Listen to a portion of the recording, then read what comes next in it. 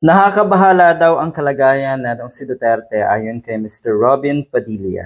Nababahala siya.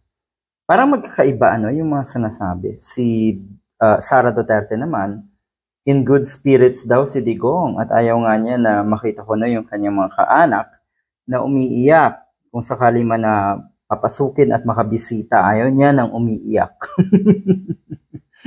Okay, magkakaiba.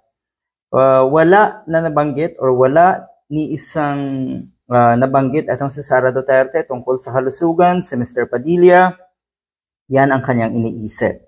Tignan niyo po yung magkakaiba niyong narrative, yung magkakaiba niyong statement na ang layunin ay iisa lang, paawa, makakuha ng simpatya sa mga kababayan natin. Ang sabi natin si Mr. Padilla, naiintindihan daw niya itong pagkakulong na ito ni Digong. Sabi naman ng mga netizens, natural may kaso. Katulad mo rin, may kaso ka dati, kaya ka nakulong. At mas lalo daw niyang naiintindihan ang sitwasyon ngayon na itong si Digong dahil nga daw siya rin ay nakulong na. Padilla also reminds visitors to follow Dutch policies while at the ICC Detention Center. Ngayon lang naman itong statement na ito ni Padilla. Dati kasi hari-harian yung mga yan. Siga-siga yung mga yan dyan sa the Netherlands. Pero nung kalaunan na sinisita na sila ng mga Dutch personal or authorities, eto na ngayon ang kanyang linya. Okay? Dapat daw sundin ang batas dyan. Yan naman ay common sense, kahit hindi na sana kayo sabihan.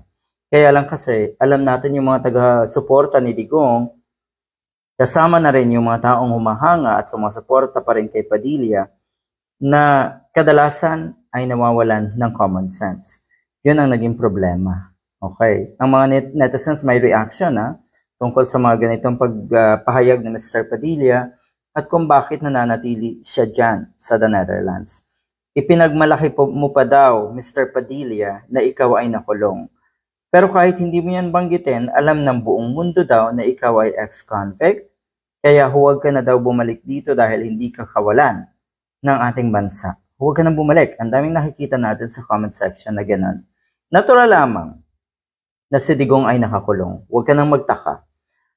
At kung meron kayong problema, meron kayong mga hinaing kung bakit nakakulong si Digong at kung bakit kayo ay hirap na hirap makabisita, yan, dumulog din kayo sa ICC at doon nyo ihain daw, sabi nga ni Attorney Cristina Conte, ang inyong mga hinaing. At tignan natin, dahil sabi mo nga, Mr. Padilla, pag dito sa atin, kayo ang boss. Diyan, siguradong hindi kayo boss.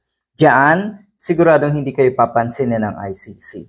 Ang nangyayari, yung mga ginagawa niyong pagkilos diyan, nagdadala kayo ng kahihiyan sa ating bansa. Totoo yun. Good luck.